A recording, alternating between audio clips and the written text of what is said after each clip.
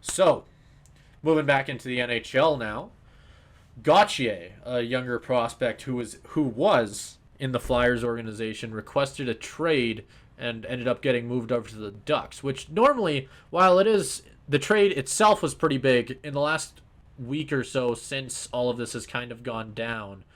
The trade hasn't necessarily been the thing that everybody's been talking about. It's mainly been the fact that Gauthier hasn't really. People are saying that maybe he didn't want to play for the Flyers, or maybe there's a lot of things floating around it. The trade itself is also very, very interesting. Obviously, we're seeing Jamie Drysdale and a second round pick going back to Philly, which we're seeing a lot of people pretty happy about. I'm curious what you think, Caleb. If we want to start off, I'm going all over the place because I'm trying to hit everything on the intro, and there's a lot of layers to this one. Yeah. But why don't we start off right at the trade? What did you think of it, Caleb? I mean, it's really interesting because for me, these prospects, like especially Gauthier, because I'm looking at him and I've heard his name in the draft, and I've heard a couple things about him, but obviously hasn't had a chance to actually play for the Flyers yet. And because I'm not too all locked in on Flyers hockey, just know that he's an up and coming guy, like top 10 pick. Could be something potentially. That's all I know. I know Drysdale. I think he's been dealing with a couple injuries, but has otherwise been pretty good for the Ducks so far. Another obviously top 10 pick. That's kind of just getting his feet under him. So two kind of like equal in value guys that are very interesting because you never really see those kind of top 5 picks getting traded unless they've already kind of proven their salt a little bit. This is very much like a top prospect for top prospect mega deal, which I think is very interesting. And I think it kind of there's a couple of things that I want to touch on. The first thing is I was reading in an interview with the Flyers GM saying that in the past, what the Flyers GM had said was that Gauthier was the only untouchable on that team in terms of trade, and now went back on that, obviously, which speaks to this whole situation, which we'll get into. And then I also think it's interesting in terms of, I mean, we might as well get into the situation now. If the Flyers knew that Gauthier didn't want to play for them this whole time, and that obviously sparked the trade, because otherwise you're not going to see these kind of top prospects being swapped for each other, because they're going to want to see how their picks play out in their system before they make that kind of a move. I think it's a great move by the Flyers to cut bait on Gauthier before this got out there that he didn't want to play for them, and they could potentially get even less for him because they wouldn't have as much leverage. I think it is so because I think the Flyers ultimately won the trade. I mean, it's so tough to tell because these are two players who barely played in the NHL or not played in the NHL. So for me to say like, oh, this team won the trade, it's like, well, you haven't seen either of them really play. But I think getting that extra second round pick is really key because you're getting a prospect of about equal value in terms of where they were picked, in addition to another pick for a guy who didn't want to be there. That's impressive. That is good, leveraging what you have and trying to keep things under wraps and using your assets in the best possible way when the situation calls for it. So I think if just looking at the trade, we'll get into the whole does he want to play for didn't want to play for the Flyers bit of it. But just in terms of how good of a move that is for the Flyers from the GM perspective, I think it's fantastic work. Like, excellent move by them. Yeah, and I'm pretty high on Jamie Drysdale as a whole. I think that he's a very, very good defenseman. Like when he was on the Ducks, I was pretty like he managed to get, I believe, I can't remember if it was last season or the season before, he was able to get quite a bit of time at the NHL level, and I think he's a very good, from what I saw, he's a very good offensive defenseman. He's pretty quick. He's good on the power play, and I think that's something that really adds to this Flyers team. So I'm excited to see that for them. And that second round pick really just puts the cherry right on top if I'm the Flyers, I think. So I don't know if I'm too mad. I think you're getting a prospect who, I mean, it just depends on how high you are. Got English is hard. How high you are on Gauthier as a whole after all of this and even before, to really decide on who you think won this trade. I think at the end of the day we're gonna have to wait a little bit, see what ends up coming out of that second round pick and all that. But at the end of the day, you can't be mad. I think both teams are going to be getting a really good prospect here, unless one of them just ends up being an insane bust. I don't know. I'm not too worried. If we want to get into it a little bit, because I think this entire thing has been a pretty interesting situation to say the least, because a lot of different rumors have come out, but even Gauthier has made sure to shoot down, especially the big egregious ones, but he hasn't also come out and announced any. He hasn't given his reason. He basically has just said, I'm going to read an exact quote here. It wasn't one specific reason why I asked for the trade. It was multiple reoccurring issues that I'd seen over the past year and a half, 2 years of being under the Flyers organization. It just kind of hit me all at once, thinking I can't move forward with this, and I really need to step up for myself and see what's best for my future, and that's what I did. So he didn't really want to, and this is kind of what you expect from hockey drama, where everybody's just gonna kind of sweep it under the rug immediately after it happens. Like we're not gonna hear about this for another 10 years probably, if we even do, because it doesn't feel like it's that big of a thing, truthfully. Like I think at the end of the day, it probably just came down to the fact that like the one thing you always hear, especially under a coach for like Tortorella, immediately going straight to him. Obviously, I don't want to immediately pick on him because whenever something happens with anything related to Tortorella, that's where everybody immediately points fingers.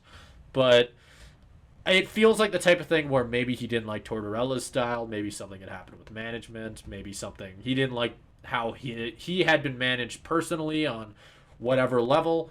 It could be a whole it could be everything all at once, which is kind of what he's kind of alluding to here. But at the end of the day, a lot of the people in the Flyers seem to be pretty happy he's gone, which is the main interesting thing. And I think the crazy thing, like you said, it's almost impressive they were able to keep this genie in the bottle, if you will, for if this has been an issue for that long. Like, they got a lot for a guy who, I mean, you don't want to put the blame necessarily if it has been a lot of issues stacking up and it just wasn't working for him. It wasn't working for him, right? Maybe there's not drama here. Just sometimes teams and players just don't match. It's a fairly normal thing, right? You see it all the time.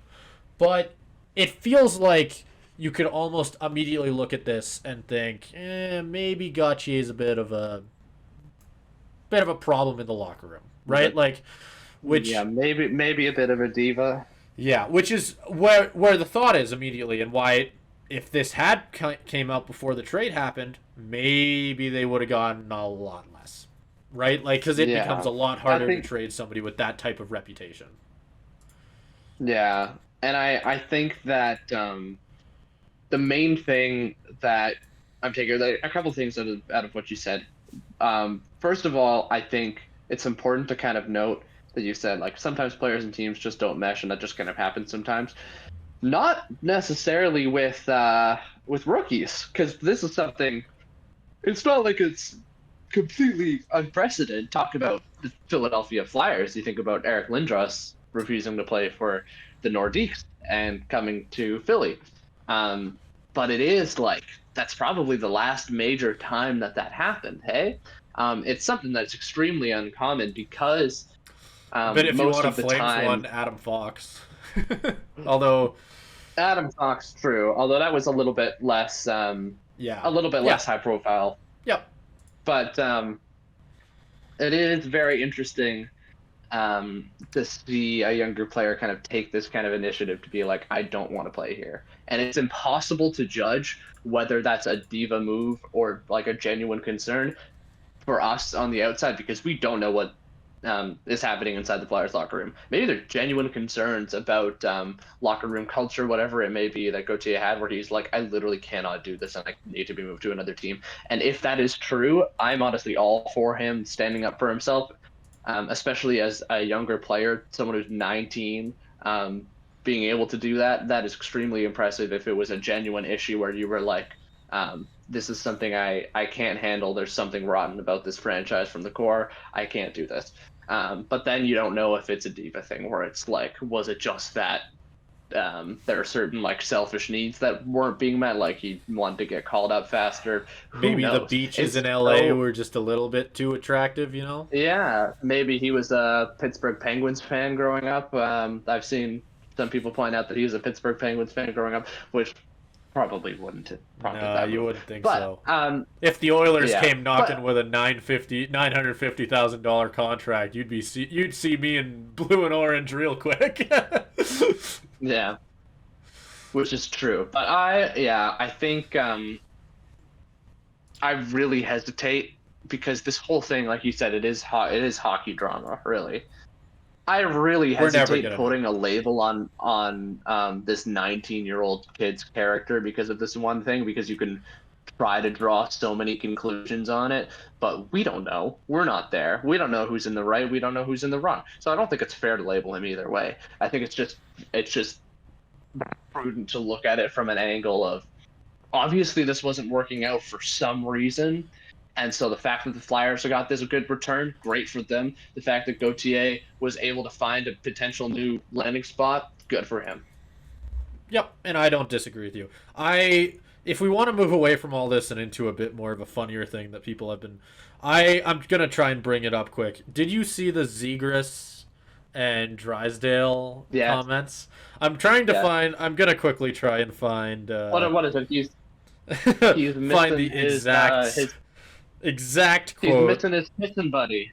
Yeah, missing his pissing buddy. Holy, ain't that that's a pretty good way to. Oh, here we go. I found it. So, everybody, get your cameras out. Make sure to record me saying this.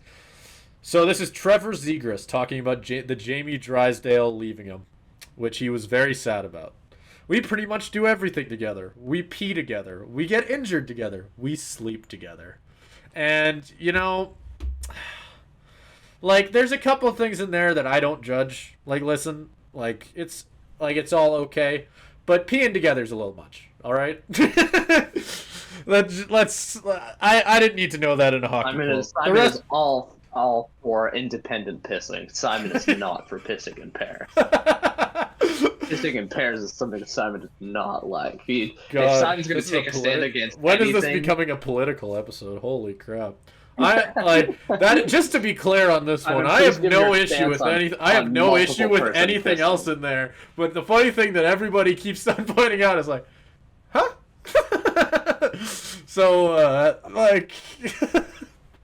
so yeah, to end on a bit more of a funnier one, that quote came out of all of this. So even if like at the end of the day we find out in 5 years that Cutter Gauthier ended up being like somebody he didn't like the flavor of Gatorade the trainers were handing out, and so he went to the nice beaches of Anaheim or whatever, and that ends up being the story out of all of this. At least we know that we got the quote that both Zegras and Drysdale pissed together, and that'll be one that'll live together. Or Zegras. I mean, friends can be temporary. Teammates can be temporary, but pissing buddies are forever. You can't piss with another man and just break that chain. Another quote. Crack out the cameras. Add that to the trick play intro. Occasionally. I bet that's how you get more viewers in this podcast. You talk about piss more often. That's what the viewers are coming for, this high quality piss content. We've been recording for too long. Play after dark, baby. Oh God. Simon's going. Simon I'm shooting that one right brain now. Going. Yeah. Simon doesn't have. Actually, sure. I can. So it results in an infinitely funnier episode. If you've wondered why maybe I sound like a bit more of a bumbling idiot on this episode, more specifically in this episode, is because I am trying to my what is it called? New Year's resolution is to go without caffeine for as long as I can, which truthfully I don't know how long it's going to last. If you watch any of these podcasts, especially on the YouTube, you will probably notice that I am hardly without a coffee or some sort of caffeinated drink. And so I'm trying to see how long I can last. To be fair, I'm doing this during a break when I haven't worked since January 1st, which is definitely helping me out. Like, I've just had to worry about school. So, but the second we get into work, by like the third period of some of those hockey games I'll be calling, it's just going to be like, and he passes, and it's a goal! It's just while I'm falling I'm asleep. honestly impressed you've made it this long. Like, I'm I know what are we? We're I only will 11 say- days into the I will year, say, but that's kind of impressive. I will like, throw like, out the fact before I say this that I'm talking out of my ass because I don't drink, so I do not know the difficulties of dry January for anybody who participates in that. But I feel like No, that's true. the fact that there are a lot of replacements for caffeine, because I'm saying caffeine here, not sugar. You will notice like I am. I will say I am becoming a hot chocolate person. If anything is coming out of this, like hot chocolate is fantastic. hot chocolate is fantastic. This isn't a hot chocolate. This is a tea, but I had this full. This is a big cup, by the way. Look at this side of my head. Doesn't tea have caffeine, or are you doing Decaf it tea. Decaf tea. caffeinated tea? Oh yeah, no, I trust Decaf me. I'm tea? looking. Cool. I Don't I wanna will catch say you though, in I the- will say the one exception I'm making though is the fact that like I think iced tea has like a very small amount of caffeine. trace amounts of caffeine. Yeah, and like I will say I That's have fair. made an exception for that one. But like past that, That's I have fair. been a good boy and I've stuck to it. I don't know if I'll make it all the way through January cuz truthfully, it's not a issue of that I feel like I need it cuz I feel like I'm kind of over the hard part. It's more just like if it starts impacting my work with truthfully if this shows anything. Like it's certain cases where it's just like we're recording at 11:55 because of just how things work out and I have to call 3 games in a row and it's just like I have to do something, right? It's one of those things. Yeah. So that's going to be what breaks it for me if anything. But yeah, if It's- you've wondered caffeine especially is a in the tool. especially in our coaches segment, you will notice that I was like I said at the end, that was my break. I was more than Yeah. willing to let both you, Caleb, and Josh go back and forth on that one. I was like, I'm good. Yeah. Yeah. No, like caffeine, I don't know. I can't go without caffeine for that That's long. what I 'cause I'm thought, just too. Like it's a tool. It's a tool that I'm gonna need at some point just to keep myself awake because sometimes I gotta do that. Like The last way- night, yeah, I pounded back a double shot Starbucks thing. Those things really kick you back into high gear. I pounded back a double shot at 9 p.m. because I had a story due the next day, so I had to Yeah. finish it like before I went No, to bed, and- and so it's like, fuck it, I'm doing this. Stayed up until 5 a.m., got 3 hours of sleep, woke up for my 10 a.m. class, Oh my got God. another coffee in the morning, Yeah. and then No, I'm the same. another, like, Because, like, just to yeah. show you, gotta like, have how... it. No, and yeah, for sure. And that's, like, the... It's just more the fact that, like, you mentioned, like, sometimes you need it. Last semester, that was every single day just because of how busy I was. And it's just the type of thing where I also am surrounded by people who, like my girlfriend, she doesn't drink coffee. She doesn't, like, drink... And to be honest with you, it's the type thing where, like, she's hyper enough. She'll live. But, like, it's the... Like, she lives without it. Like, Amir is another person that you also know, Caleb, that where it's just, like, he doesn't drink any Yeah. coffee or anything. Or at least not anymore, I don't think. I think we had a conversation about that. And that part was partially why I decided to try it. Just to, like, give it a shot. And it's just, like, I kind of get it. Like, I kind of get, like, the lifestyle. I don't think I could do it, like... I think It's I could... healthier for you. It's I- better for you. I think I'll be cutting back on caffeine, like as a whole. I think what I've been slowly trying to think it out in my head. I don't think I'm going to be using it to wake up in the morning anymore. I think that is more going to be my role. I will say- that's kind of the key. Yeah. Yeah, I will say like that being said, I have been drinking a lot of decaf coffees cuz I just like I like the taste of coffee. Like, and that's the harder and that's exactly what I meant when I said I mentioned hot chocolate, but like with the fact that there's just like a ton of really good replacements compared to dry January, where like sure you can have like a non-alcoholic beer, but that's not why you're drinking a beer. You know what I mean? Like I drink coffee. Half the reason is because I actually like the taste of coffee. So It tastes good. yeah, well, a lot of people don't like the taste of coffee, and I get it because it's one of those like it's an acquired I taste. have to I like- love it. I have to. I put a lot of stuff I in do it to too. make it a lot less bitter because I'm not can't, saying I like, don't. handle that, but I can like I drink when I'm working tournaments. I drink coffee black usually. I'll throw like Maybe I'll throw like one creamer in it because usually it has like at those tournaments they usually have like the crap sugar that isn't really sugar. You know what I mean? Yeah. So usually I just take it black. Maybe like I'll throw one cream in there or something. But like, usually I'm a double guy just because I like the taste of it. Like it's just I don't know. Mm. So like I've just been drinking decaf coffees in the morning, and truthfully it's a way that I can, for one, still do it and not feel like I'm breaking routine to do it. Like I'm still as crappy as it is. I am spending less money. I guess kind of because I'm going to Tim Hortons less, which is a win. Well, that's a big thing for you, eh? Like, Oh yeah, big thing. I mean, you even look Yeah. around. Well, you guys, the camera doesn't have a good. I'm not gonna show off my room. I only clean this part of my room. I only clean this part of my room, but like even looking like in this direction, I can see 1, 2, 3, three Tim's cups. Like, I mean, the one back there is a permanent one, but you know what I mean. Anyway, Yeah. next segment. If Remember we're when doing the another segment was about hockey? Remember when the segment was about? No, hockey? I think we're wrapping it up We're before wrapping Sun it up. conks. That's a good point. Well, I have to edit this afterwards. You think that's why I'm not too worried. I'm up Oh, anyway. fair enough.